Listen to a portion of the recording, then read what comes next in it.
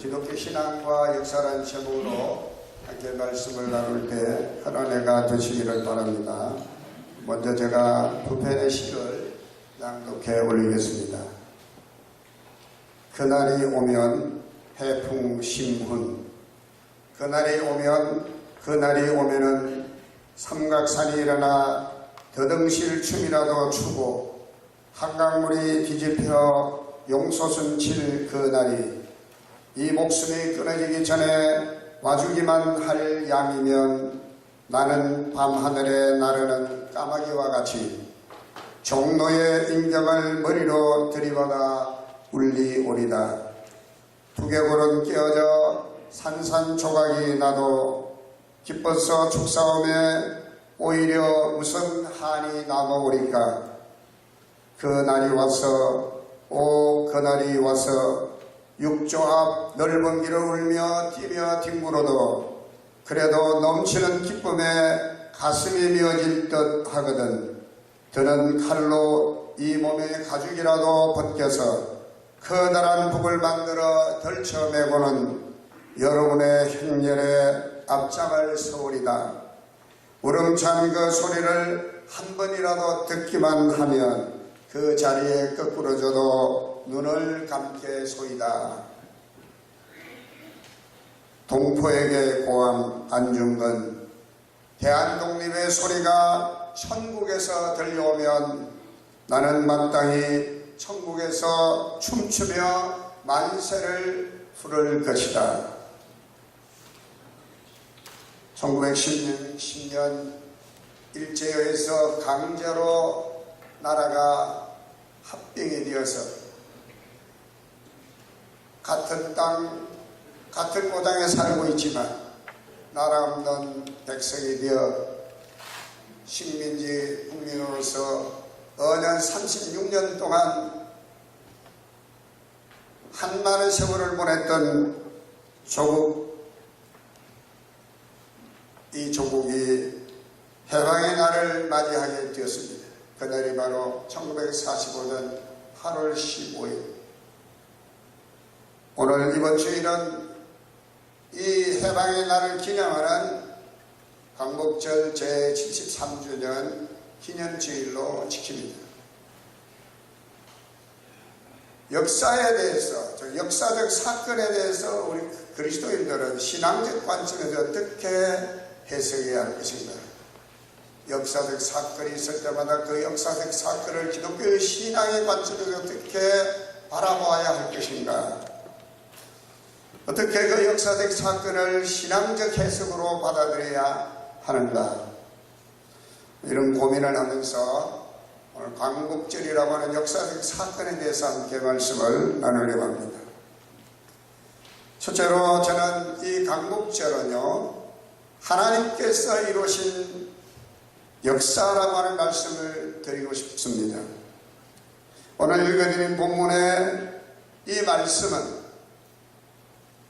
이스라엘 민족이 430년 동안 애굽의 노예 생활, 애굽의 식민지로 있을 때 하나님께서 그들을 출애굽하신 그 사건을 회상하면서 기록된 말씀이 바로 오늘 본문의 말씀입니다.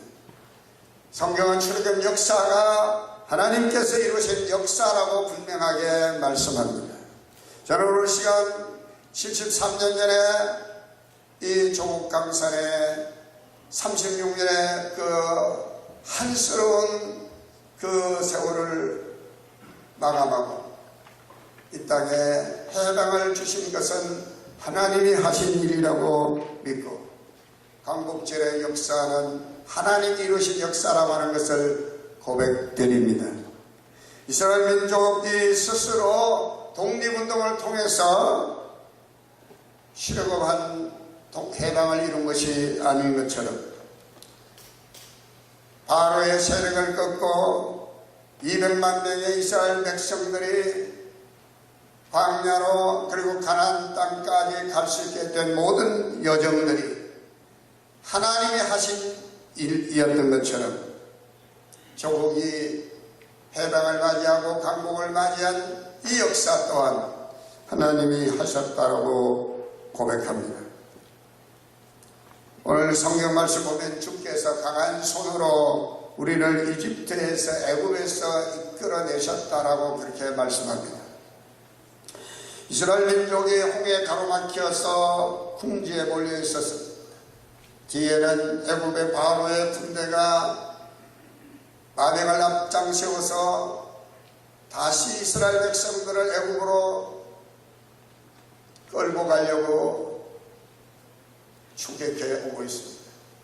앞에는 홍해, 뒤에는 애굽의 군대, 진퇴양난, 이 절체절명의 위기의 순간에 이스라엘 지도자 모세 목사님은 이렇게 말합니다. 출애굽기 14장 13절로 14절 말씀 보면 두려워하지 말라. 너희가 가만히 있어서 오늘 너희를 구원하시는 하나님의 구원을 보라. 너희가 오늘 보는 이 애굽의 사람들을 다시는 보지 못하게 될 것이다.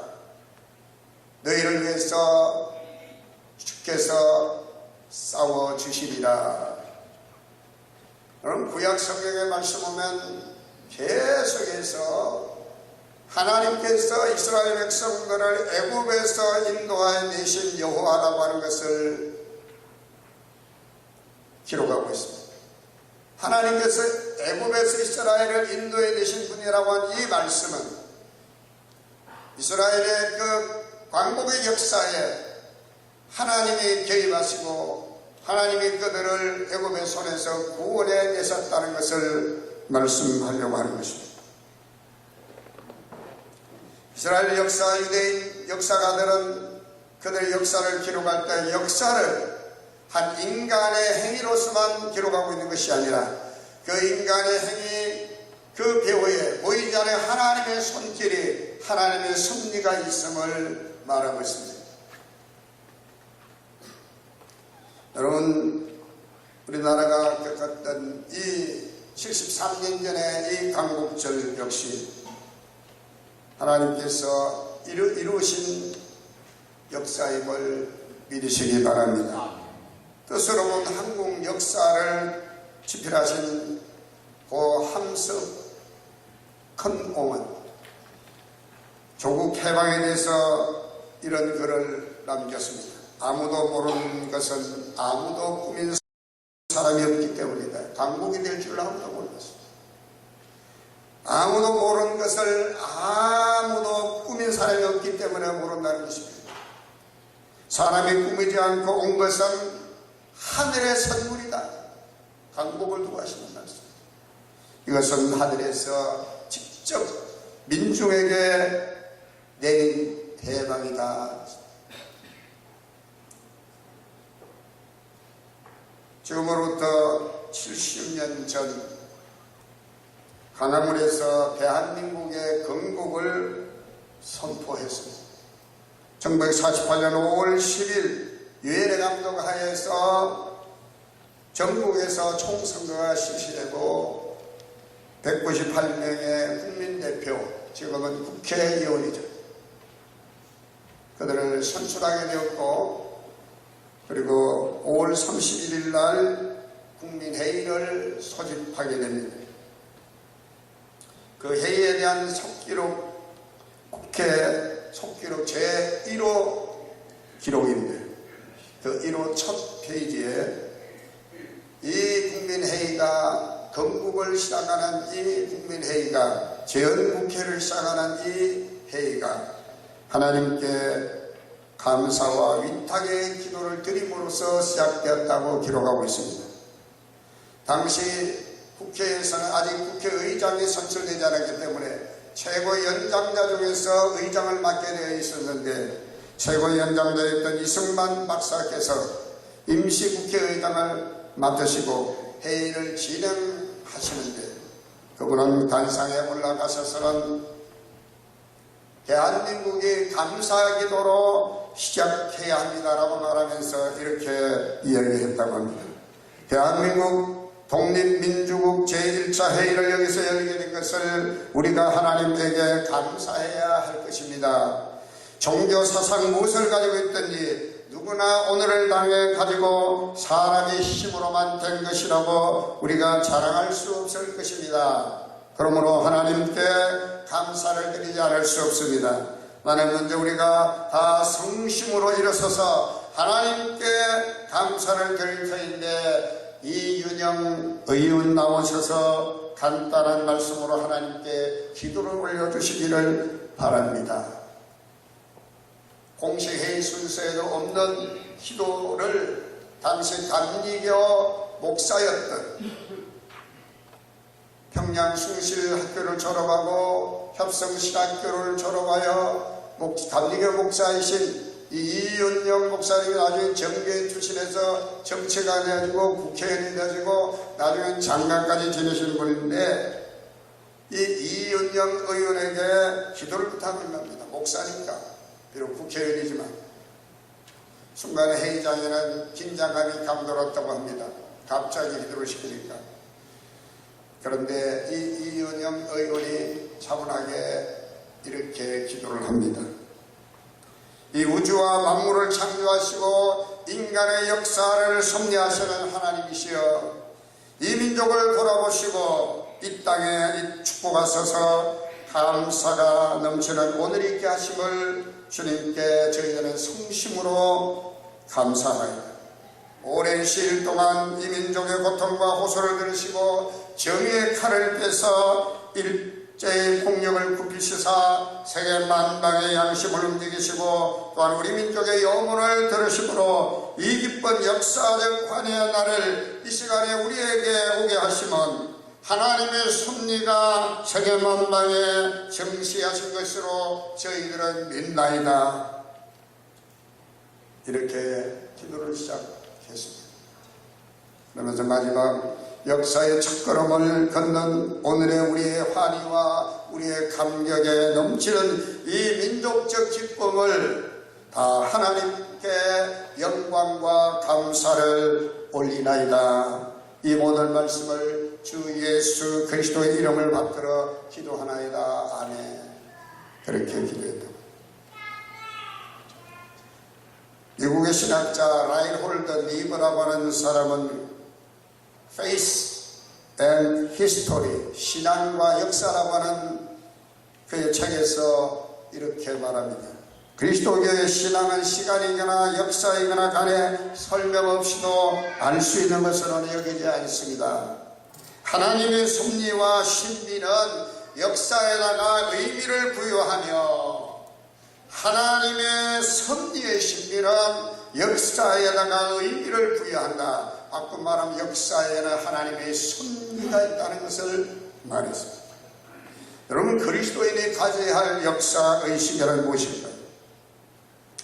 역사를 이스라엘 민족처럼 하나님의 하시는 일로 보지 못하고 단전히 인간의 어떤 과거의 행동, 사건, 혹은 운명과 숙명으로만 생각한다고 하면 그러한 역사관은 우리 그리스도인으로서 가져야 할 올바른 역사관이 아닐 것입니다. 그리스도인이 가져야 할 역사의식이라고 하면은 하나님을 역사의 주권자로 인식하면서 하나님께서 정하신 그 목표를 향해서 역사를 이끌고 가시고 계시다는 그 고백이 바로 크리스찬들의 역사의식이요 역사관이 되어야 할 줄로 믿습니다. 두 번째로 이 광복절과 우리 그리스도인의 어떤 역사적인 신앙관은요, 한마디로 말하면 땅과 주권을 되찾은 해방의 날이죠. 광복절이. 광복이라는 말의 사전적 의미를 찾아보니까 땅과 주권을 되찾음, 그것이 바로 광복이라는 뜻이었습니다. 나라가 성립하려고 하면, 하나의 국가가 국가로서 성립을 하려고 하면 영토 땅이 있어야 되고, 그리고 거기 사는 백성이 있어야 되고, 그리고 그 백성들의 주권이 있어야 됩니다. 그러니까 36년 동안 일제 압제감이 있을 때는 땅은 있었지만, 백성은 있었지만 주권을 빼앗겼습니다. 그리고 그 땅마저도 일제에 합병이 되어버렸고, 백성들마저도 일제 식민지화로 성을 바꾸고 이름을 일본식으로 바꾸고 그렇게 됐습니다. 그러나 광복을 통해서 다시 땅과 백성과 주권을 되찾게 된 것입니다. 다시 말씀드리면 독립된 참된 나라를 회복하게 됐다는 것입니다. 구약의 출애굽 사건은 장차 가나안으로 인도해서 이스라엘이라는 나라를 세우기 위한 하나님의 계획이었습니다. 하나님께서 출애굽 사건, 이스라엘 민족의 해방 사건을 통해서 장차 가나안 땅에 하나님이 원하시는 새로운 민족, 새로운 나라를 세우시기 위한 하나님의 섭리요, 하나님의 계획이었다는 것입니다. 여러분, 우리나라의 강복절이 뭡니까? 신앙적 관점에서 볼 때 이 강복절은요, 단순한 땅과 단순한 주권의 회복이라기보다 하나님의 나라와 그 하나님의 백성을 세우신 사건이 바로 강복절이라는 것입니다. 일제 36년은 천황이 신이었고, 그리고 모든 일제 지하에 있는 백성들은 천황의 백성이었습니다. 그러나 이제 광복과 더불어서 이 땅에는 하나님의 나라가 도래하게 되었고, 이 땅 백성들이 하나님의 백성으로 우뚝 서게 된 것입니다. 예수님께서 이 땅에 오셔서 하신 첫 번째 외친 복음이 뭐냐면 회개하라, 천국이 가까웠다라고 하는 말씀입니다. 예수님께서 이 땅에 오셔서 죄를 회개하는 뉘우치는 자에게는 잃어버렸던 낙원, 그 신낙원을 낙원으로 회복시키는 그 은혜를 우리에게 주신 것입니다. 예수님의 사역의 핵심은 하나님의 나라입니다. 이 땅에 하나님의 나라를 회복하기 위해서 주님이 오셨습니다. 예수님을 믿고 구원받은 우리 그리스도인들은 이 땅에 다시 오실 주님과 함께 완성하실 하나님의 나라를 꿈꾸면서 이 땅 가운데서 우리가 하나님의 나라와 그 일을 이루며 살아가는 삶이 바로 그리스도인의 삶인 것입니다. 하나님께서는 우리를 당신의 나라를 위해 부르시고 당신의 나라를 위해 일하도록 우리에게 사명을 주신 줄로 믿습니다. 마지막으로 여러분, 신앙적 관점에서 이 강복절이 뭘 의미하는가요? 이 강복이라는 말의 언어적 뜻은 뭐냐? 빅강자에다가 회복복자입니다. 이 복이란 말이 한문이 앞에 오면 부활 그러면 부자가 되는데 다시 부자입니다. 회복시킨다. 빛을 회복시킨다는 뜻이 이 강복이라는 뜻이 있습니다. 저는 왜 우리나라의 해방절, 독립절 해방절이라 하지 않고 강복절이라고 했을까? 저는 여기에 심오한 영적인 하나님의 섭리가 있다고 보는 것이죠. 여러분, 성경에서 빛은 무엇을 의미합니까? 요한복음 1장 9절의 말씀 보면요, 참빛 곧 세상에 와서 각 사람에게 비치는 빛이 있었나니. 빛이 누구시라고요? 빛이 누구세요? 예수님. 참빛 예수님.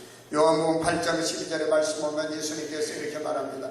나는 세상의 빛이니 나를 따르는 자는 어둠에 다니지 아니하고 생명의 빛을 얻으리라. 그래서 예수님께서 마태복음 말씀 보면 5장의 말씀 보면 너희는 세상의 빛이라. 세상의 빛이라. 너희는 세상을 밝히는 빛이다. 우리가 빛을 얻게 됐어요. 예수님의 빛이기 때문에 예수님을 따르는 자가 빛을, 생명의 빛을 얻었기 때문에 우리도 빛을 발하는 자가 되었다고 예수님 말합니다. 영적인 의미에서 이 강복절은 빛을 회복한 날입니다. 무슨 말입니까? 참빛이신 예수 그리스도를 우리가 마음대로 믿을 수 있게 되었다는 걸 말합니다. 여러분, 일제 36년 동안에는 신앙의 자유가 억압당하고 구속당하고 박탈당합니다. 신사참배를 강요당하고 신사참배를 거부하면 순교를 해야만 했습니다. 신앙의 자유가 없던 때가 바로 그 30년이었습니다. 그러나 이 강복절과 함께 마음껏 예수님을 믿고 하나님을 숨길 수 있도록 신앙의 자유를 되찾은 날이 바로 이 강복절입니다. 그렇기 때문에 우리 그리스도인들은 오히려 교회 밖에 있는 불신자들보다 이 강복절의 의미를 더 깊이 알고 이 강복절을 더 잘 지켜야 할 것입니다. 수많은 믿음의 선진들이 신사참배를 반대하고 신앙의 자유를 얻기 위해서 자기의 신앙을 지키기 위해서 순교의 피를 얼마나 흘렸습니까? 하나님께서는 그런 순교자의 피를 외면하지 아니하시고 광복을 통하여 이 민족에게 신앙의 자유를 허락해 주시고 세계가 기독교 역사상 찾아보기 힘든 갈망할 만한 큰 부흥과 성장을 한국교회가 이루게 됐습니다. 이 모두는 이 강복절과 함께 신앙의 자유를 되찾음으로써 되어진 일이라고 봅니다. 이제 말씀을 정리하겠습니다. 독립운동가였던 단체 신채호 선생님은 그에 져서 조선 상고사에서 역사를 잊은 민족은 미래가 없다라는 말을 했습니다. 이스라엘 민족은 그들의 역사를 소상하게 오늘 성경 말씀처럼 후대 사람들에게 다음 세대들에게 그들의 자녀들에게 그들의 손자 손녀들에게 전했습니다. 그리고 그것을 기념합니다. 그리고 그것을 박물관을 세우고 기념관을 세워서 그것을 방문하게 합니다.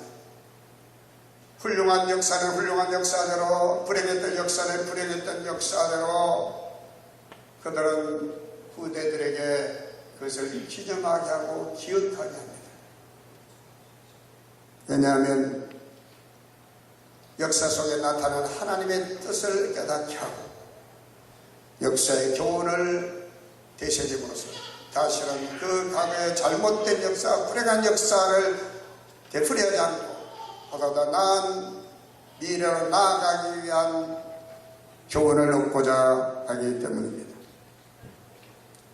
여러분, 역사를 신앙의 눈으로 볼 때 우리는 거기서 반드시 하나님의 뜻을 발견하게 됩니다. 지난 1910년 한일 합방이 일어나기 그 직전의 역사를 더듬어보면 비록 고종 황제 때 대한제국이란 이름으로 이 시조선에서 새로운 국가로 탈복음하게 됐지만 계속되던 분열과 당파 싸움으로 하루도 나라가 편할 날이 없었습니다. 그래서 역사는 우리에게, 그런 민족에게는 다른 민족에게 지배당할 수밖에 없다는 것을 교훈하고 있습니다. 그러나 그런 가운데서도 역사의 주권자가 되시고 역사의 주제자가 되신 하나님을 우리가 의지하며 하나님께서 우리에게 새로운 역사, 새하늘 첫 땅이 열리는 새로운 시대와 새로운 나라를 이 강복절의 교훈을 통해서 우리에게 주신다는 것을 또한 기억할 수 있게 되시기를 바랍니다. 기도하겠습니다. 할렐루야. 하나님 아버지 은혜와 사랑을 감사합니다. 강복절 제73주년을 맞이하는 이 시간, 강복절과 강복절에 대한 그리스도인의 역사적 의식, 그리스도인의 신앙적 관점에서 어떻게 그 강복절을 바라봐야 될지를 말씀을 통하여 함께 나누게 하심을 감사합니다. 가장 중요한 것은 개인의 역사든 개인의 삶이든 가정이든 사회든 국가든 세계의 역사든 그 역사의 주관자가 되시고 주권자가 되시고 주제자는 하나님이심을 고백하는 우리의 신앙들 되기를 원합니다. 오늘 그런 고백이 이 강복절 73주를 맞이하는 우리 모든 성도들에게 고백되어질 수 있도록 성령님 역사하여 주시옵소서. 그래서 우리 개인의 삶과 가정과 사회와 국가와 그리고 온 세계의 역사를 하나님의 손에 의지하고 하나님 인도하심을 구하는 지혜를 얻게 하시옵소서.